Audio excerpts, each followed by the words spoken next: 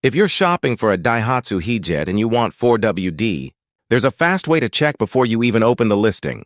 Look at the model code. S500P means rear-wheel drive, only no 4WD, full stop. S510P means 4WD, built on the exact same S500P platform. One digit, and it tells you everything. It's stamped right on the chassis, under the driver's seat, if you ever need to confirm it in person.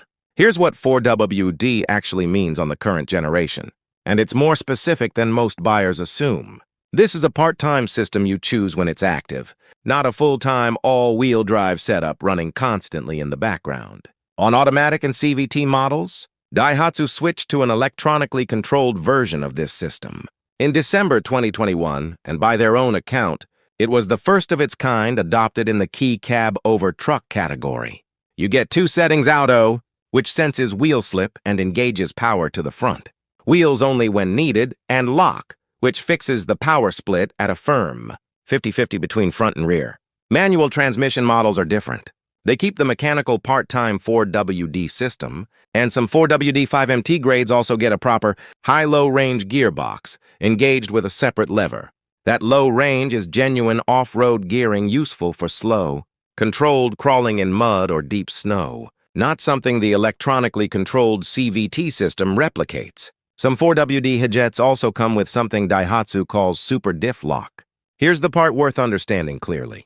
That diff lock works on the rear axle only. There is no front diff lock. What it does is let both rear wheels keep receiving drive, even when one of them loses traction. A specific tool for a specific kind of traction problem, not a guarantee against ever getting stuck. One real trade-off worth knowing before you buy tight corner braking.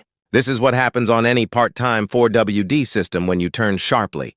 With 4WD engaged on dry, grippy pavement, the front and rear wheels want to travel different distances through the turn. And without a center differential to absorb that difference, the drivetrain binds up and fights you.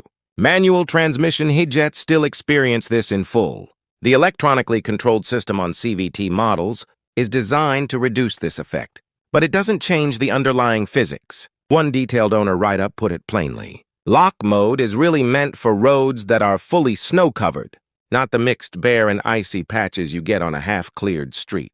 Mix pavement and snow, and you'll feel the drivetrain complain. So how good is it in real snow, honestly? Some independent comparisons have ranked the Hijet's rear diff lock setup surprisingly highly for snow traction, largely because that rear diff lock keeps both rear wheels clawing for grip, even when one loses it entirely. That's a genuinely strong result for a work truck, never designed with snow as its primary mission. Real owners back this up in plain terms. One Gannett review of a Hijet truck summed it up. Simply normally rear-wheel drive, but when snow piles up, having 4WD available makes the truck genuinely manageable. No real slipping in ordinary winter driving. That same owner reported real-world fuel economy, around 15 kilometers per liter in 2WD mode, closer to 20 on longer highway stretches, and confirmed the truck comfortably carries loads up to 350 kilograms. If you're finding these real-world Japanese truck details useful, consider subscribing. I cover the things you won't find in a typical spec sheet. A word of caution from experienced drivers, though 4WD is not magic. One common mistake is backing up a snowy incline even with 4WD engaged. A rear wheel can still lift or lose grip on an uneven, icy surface, and the truck can slide sideways. Another is climbing a snowy hill in 2WD and getting genuine fishtail. From the rear end, 4WD reduces these risks significantly. It doesn't erase them. If you're cross-shopping with the carry, here's one mechanical difference worth knowing on this specific topic. Current Hijets handle 4WD engagement with that electronic auto-lock button system we just covered. The comparable carry grades still use a driver-operated 4WD switch. Neither is wrong. One just asks a little more attention from the driver. One generation-specific note, since it matters if you're shopping older trucks. The early version of the KF engine, introduced from around December 2007 on the previous generation, had well-documented reliability problems, serious enough to trigger an actual manufacturer recall. Oil leaks, piston ring, sticking that led to oil consumption, water pump failures, and engine mount bushing failures.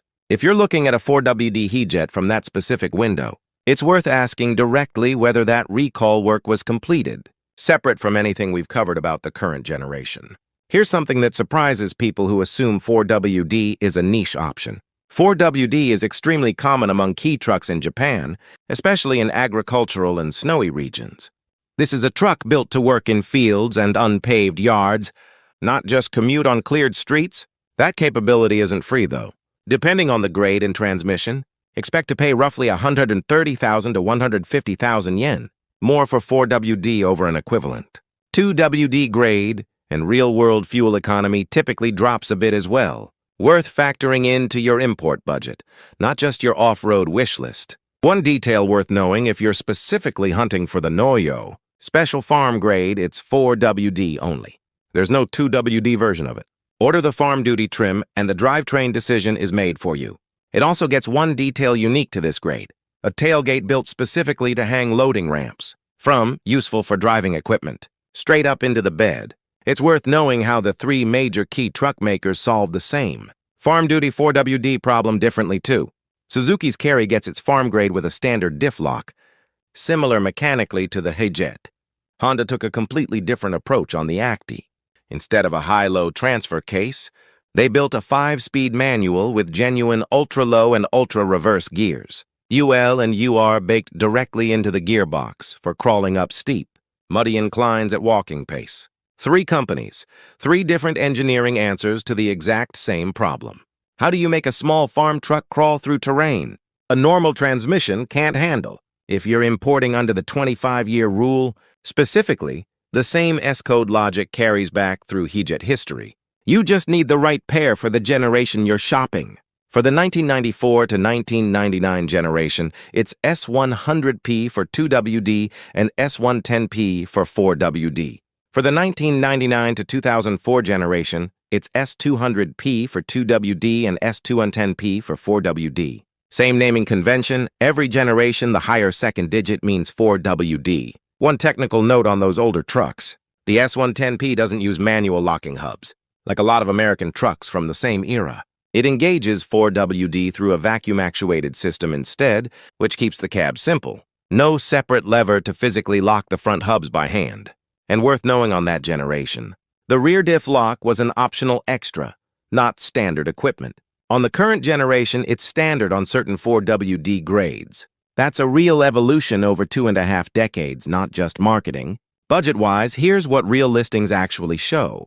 On B-Forward, the S110P trucks I checked the 1994 to 1999 first generation, 4WD typically run $2,400 to $2,800 US before shipping, and your own country's import duties and fees, which vary and aren't included in that number.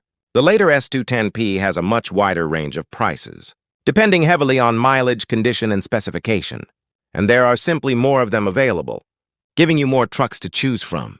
Here's the honest bottom line on 4WD Hijets. The system is genuinely capable, strong enough that independent comparisons rank it well for snow traction. But it's a specific tool, with a rear-only diff lock, part-time engagement. You have to manage yourself and real limits on pavement. Know the model code, know what lock mode is actually for, and you'll get exactly what this truck was built to deliver. Not more. And importantly, not less. I cover the real-world details about Japanese cars that you won't find in a typical spec sheet. If that's the kind of information you're looking for, hit subscribe. We've got a lot more coming.